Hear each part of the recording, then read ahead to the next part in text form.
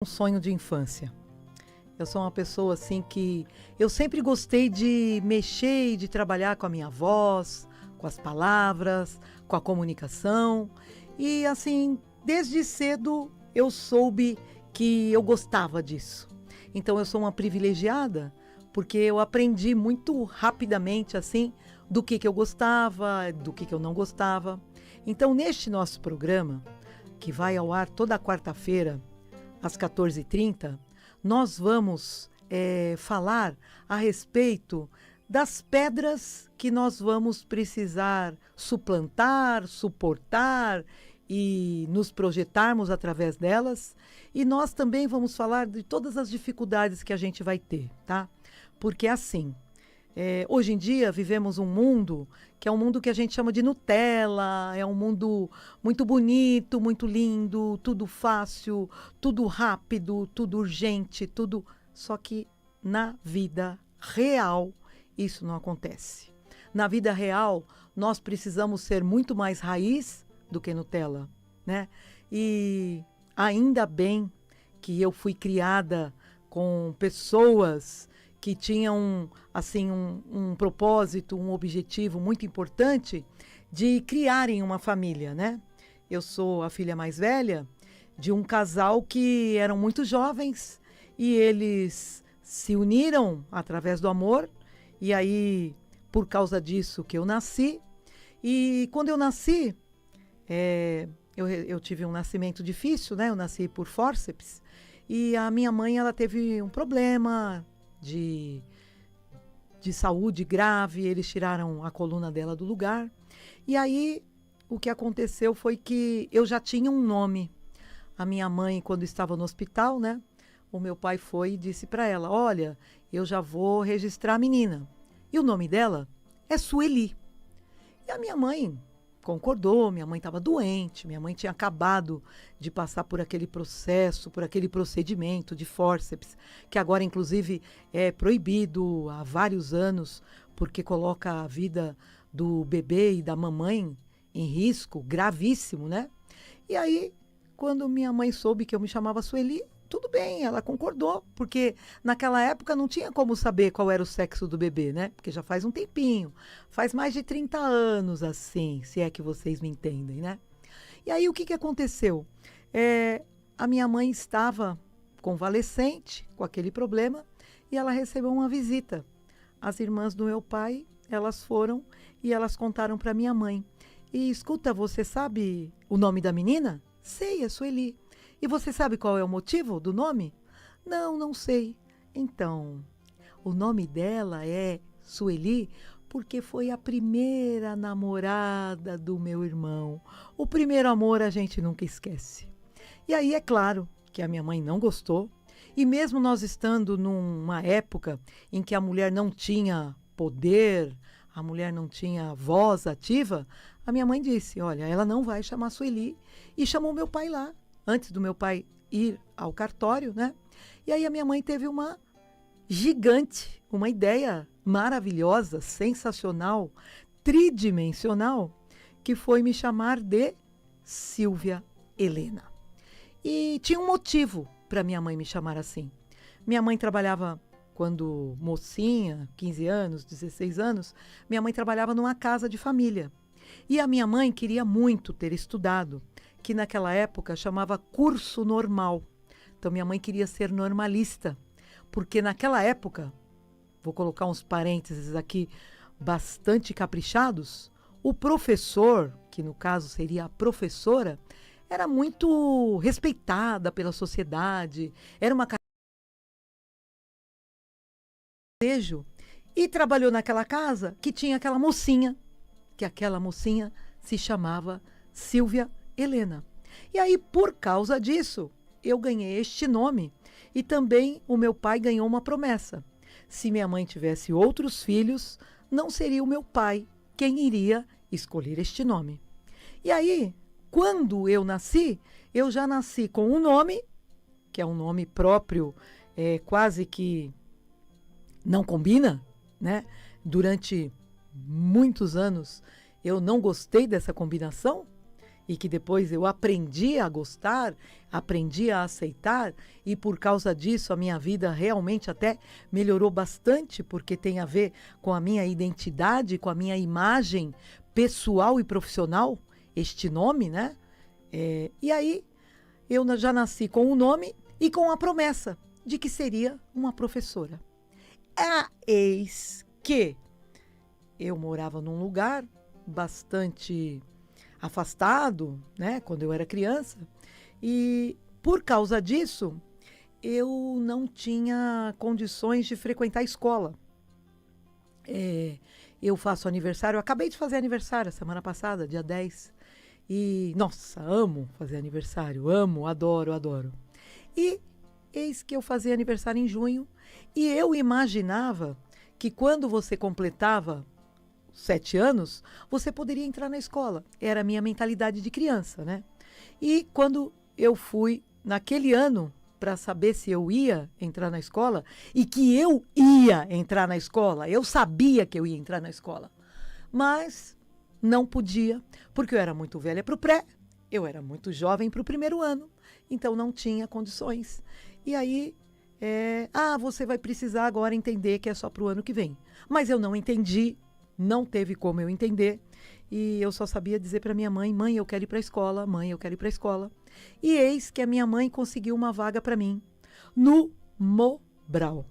Mobral, milhares e milhões de pessoas não sabem o que é, mas é uma sigla que significa Movimento Brasileiro de Alfabetização de Adultos no Brasil, que aconteceu lá pela década de 1970.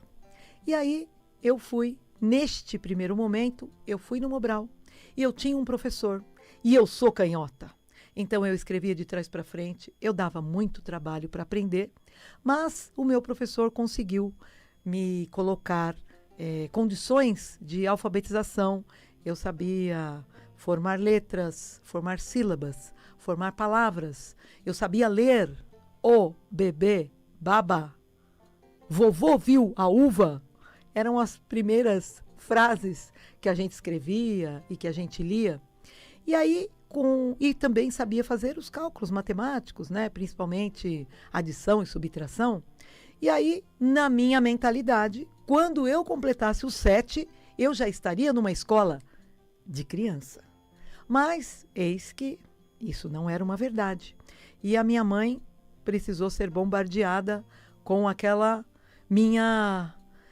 meu desejo de ir para uma escola de criança, né? E aí, mãe, eu quero ir para a escola, mãe, eu quero ir para a escola. E minha mãe foi várias vezes. E o diretor, inclusive, dizia para minha mãe: não tem vaga. E a gente sabia que tinha uma pessoa que tinha saído da escola, que era meu vizinho. Ele estudava seria na minha classe, né? Porque ele estava no primeiro ano. E a minha mãe falou: mas olha, se uma pessoa saiu da escola, tal. Essa coisa da evasão, ela já vem de muito longe, né? Porque nós temos essa característica, essa cultura de: olha, não dá para mim, puxa vida, que pena, coitadinho de mim, pobre de mim, não vai dar. E aí tinha essa coisa dessa pessoa que desistiu, e o diretor chamou minha mãe, que naquela época não tinha telefone, não tinha nenhum tipo de comunicação. Minha mãe foi até lá e ele disse: olha, ela vai entrar na escola, mas a senhora não venha me cobrar nada, porque é só para assegurar a vaga dela. Mas aquela frase do Chaves ou do Chapolin não contavam com a minha astúcia, e eu consegui alcançar os meus colegas, e eu consegui ainda receber uma medalha de honra ao mérito. O que eu descobri ali sobre mim? Primeiro, que eu detestava o meu nome. Segundo, que a minha mãe tinha dado um fora terrível de ter escolhido Silvia Helena. Por quê? Naquela época tinha um medicamento, um remédio de dor de cabeça que se chamava Cibalena. E eu sofria bullying dos meus queridos colegas, porque todo mundo na escola me chamava de Cibalena, né? E aí, com essa coisa, detestava o meu nome. Então, eu não queria que ninguém falasse, né, que meu nome era Cibalena. Não queria. Mas, eis que, o que eu também descobri? Primeiro, O meu pai, ele era muito exigente, muito bravo. O meu pai era caminhoneiro e a minha mãe era uma dona de casa, que tinha sido salva de ser empregada doméstica. Então, o que que aconteceu? Este meu pai, que era tão exigente, nós tínhamos, assim, uma criação muito fechada, né? Muito austera, muito exigente, com muitos deveres. E um dos meus deveres era: não é para você ir na casa de ninguém, não é para você ter amizade, é para você ficar aqui. E aí eu descobri muito rapidamente que eu tinha assim um desejo de conversar com as pessoas, um desejo de me comunicar, de interagir, e eu tinha um desejo muito grande de ser aceita pelos meus colegas. E aí, eis que o que aconteceu? Eu comecei a aprender rápido. E como eu aprendia rápido, eu também comecei a ensinar os meus colegas. E aí já comecei naquela vibe de ser professora. E ensinando, e trocando, e conversando. Aí o que eu descobri também? Eu descobri que quanto mais eu sabia e quanto mais eu ensinava, mais as pessoas também me aceitavam e gostavam de mim. Então eu comecei ali a entender que eu precisava, de uma vez por todas, estudar, me dedicar e ter algum tipo de destaque. Eu sabia isso comigo, porque eu era de uma família muito humilde, eu morava em Cumbica City nessa época, e a gente andava 2 quilômetros para chegar na escola, e aqueles 2 quilômetros não havia nenhum tipo de pavimentação, não tinha nada. E o que tinha era aquele chocolate preto, né, que quando chovia ficavam aquelas cascas enormes de chocolate, e eu andava aqueles 2 quilômetros para chegar na escola, e por uma coincidência eu era aquela que tinha o chocolate em pó embaixo da carteira, por causa que quando o meu conga dava uma secadinha, que era o tênis da época, aí ficava aquele chocolate em pó. Então, eu já era uma pessoa que não podia ter muitas amizades, eu tinha aquele chocolate em pó embaixo da minha carteira, então eu era assim um pouco discriminada, um pouquinho, vamos dizer assim. E aí, por causa disso, eu comecei a ver que eu tinha essa possibilidade de entrar neste mundo, de ser aceita, de ser acolhida pelos meus queridos amigos. E o que aconteceu? Como eu já sabia qual era o meu futuro, qual era o meu destino, que eu seria professora, então aí eu sempre me dedicava, né? A gente tinha um professor de educação moral e cívica na 6ª série, e este professor, ele sempre me colocava para falar naquelas comemorações de Dia da Pátria, 7 de setembro, data tão festiva, foi a independência desta terra tão querida. E o que eu comecei a perceber? Eu comecei a perceber que eu gostava de conversar, de falar em público, e que eu me sentia bem fazendo isso. Eu me sentia feliz, tinha o hino, depois tinha as leituras, tinha o jogral, tinha coisas que era para eu decorar e falar. Então era uma coisa muito rica e foi uma infância muito pobre, mas muito maravilhosa. E quando eu terminei, eu já tinha condições de empregabilidade. Eu já tinha ginásio e eu já tinha datilografia, porque eu fiz aula de datilografia. Primeira aula, A, S, D, F, G, C cedilha, L, K, J, H. Eu aprendi. Meu Deus, agora eu já quero trabalhar.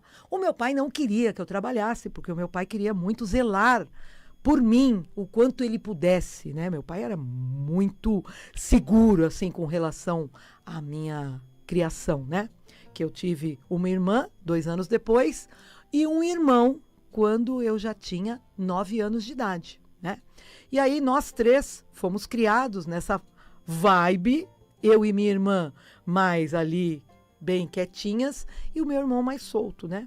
E como eu queria trabalhar, eu queria na época ser aeromoça. Eu tinha isso na minha mente. apesar de saber que eu precisaria ser a professora que a minha mãe não conseguiu ser.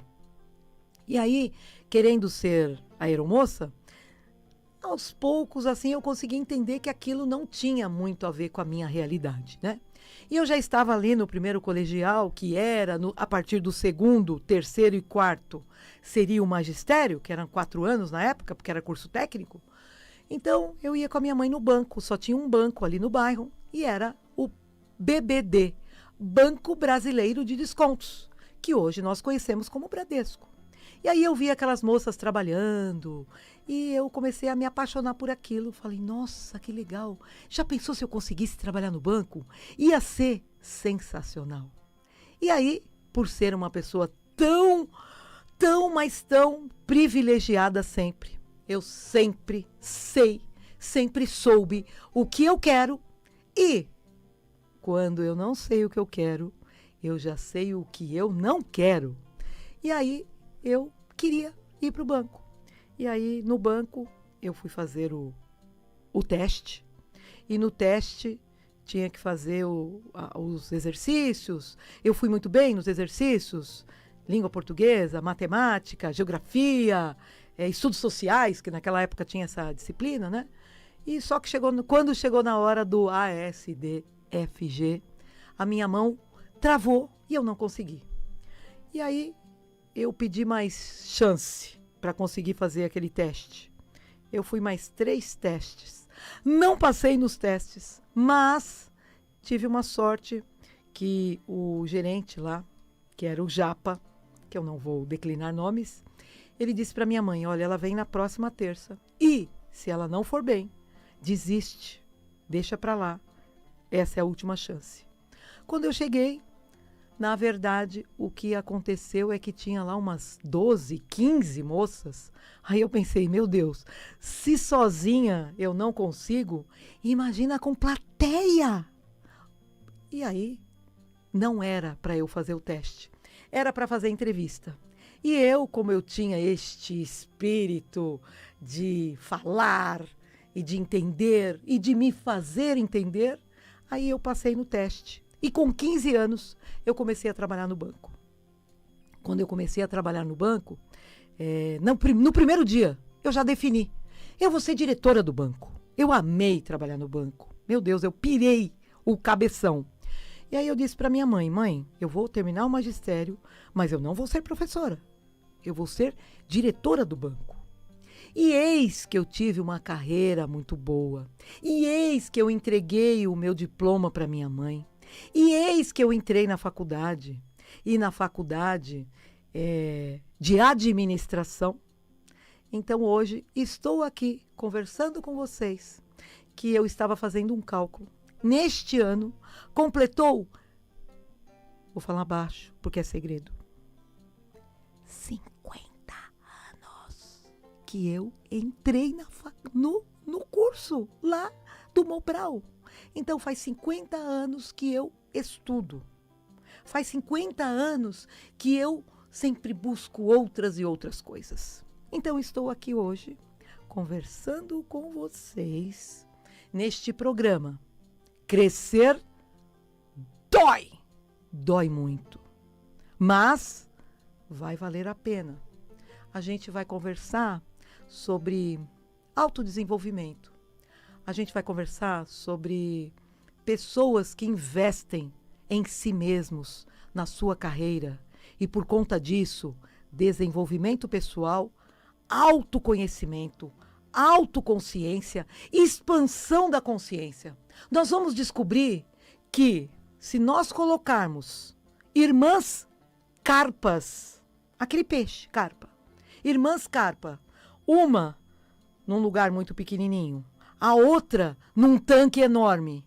Aquela que está no lugar pequenininho, ela vai se manter pequena. Mas aquela que está no tanque grande, ela vai se expandir, ela vai crescer, ela vai se iluminar, ela vai ser linda, maravilhosa. E aí, o que nós vamos perceber? A vida é linda, maravilhosa. Nós é que não nos damos conta disso. Gente, vocês não sabem o quanto que eu esperei por este dia, por estar aqui, porque eu sou professora de administração. Depois eu conto para vocês como que foi essa minha mudança de carreira do banco para a faculdade. Então, eu sou professora da faculdade. Há 30 anos eu estou em sala de aula. Eu ainda tenho contato de alunos que eu trabalhei há 30 anos. Faz 27 anos que eu trabalho neste meu emprego, que eu sou a coordenadora do curso de administração. Eu sou também palestrante há mais de 30 anos, quase 40. Eu sou psicanalista e olha, eu tive uma coisa muito legal. Eu agora também sou celebrante de casamento. Eu celebrei um casamento dia 4 de maio, com muita emoção, com muito amor, com muita entrega. E os noivos simplesmente adoraram. Aqui eu vi que passa muito rápido mesmo o tempo.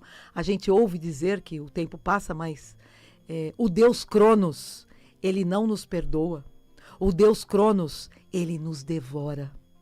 Eu sei que vocês não vão acreditar, mas há 30 anos, há 40 anos, há 2 piscadelinhas, eu estava aí sem saber o que fazer ou pensando qual a oportunidade que eu vou aproveitar. E a oportunidade é uma deusa grega com os cabelos projetados para frente, um vestido de seda farfalhante e ela é muito veloz. Ela vai se apresentar e se você não conseguir entender que é ela, você vai perder. E talvez, muito talvez, ela venha para se apresentar para os seus herdeiros. Talvez. Eu queria fazer uma oração, mas também eu queria falar de uma pessoa que hoje colaborou aqui comigo, um parceiro, que é o Walter. O Walter, ele tem uma chácara que ele faz para locação para eventos e finais de semana. Então é 11 94 034 0088. 11 94 034 0088. E quando vocês mandarem mensagem, ele vai mandar as fotos para vocês, vai dizer como funciona, e vocês falam que vocês ouviram o programa da professora Silvia Helena. Então eu quero fazer aqui uma oração, porque eu respeito muito a justiça de verdade, e é uma oração pela justiça. Senhor, não consintas que eu seja o carrasco que sangra as ovelhas, nem uma ovelha nas mãos dos algozes. Ajuda-me sempre a dizer a verdade na presença dos fortes, e jamais dizer mentiras para merecer o aplauso dos fracos. Meu Deus, se me deres a fortuna, não me tira a felicidade. Se me deres força, não me tires a sensatez. Se me forem dadas prosperidade e abundância, não permita que eu perca a modéstia, conservando apenas o orgulho da dignidade. Ajuda-me a apreciar o outro lado das coisas, para não enxergar apenas e tão somente a traição dos meus adversários, nem acusá-los com maior severidade do que a mim mesma. Não me deixa ser atingida pela ilusão da glória quando bem-sucedida, nem desesperada quando me sentir no fracasso ou insucesso. Lembra-me sempre de que a experiência da perda poderá proporcionar um progresso maior e dignificante. Eu sei que crescer dói. Meu Pai, ó Deus, faz-me sentir que o perdão é o maior índice da força e que a vingança é a prova viva da fraqueza. Senhor, se me tirares a fortuna, deixa-me a beleza da esperança. Na próxima semana eu continuo. Amém, amém, que assim seja, que Deus nos abençoe. Sejam felizes. Obrigada.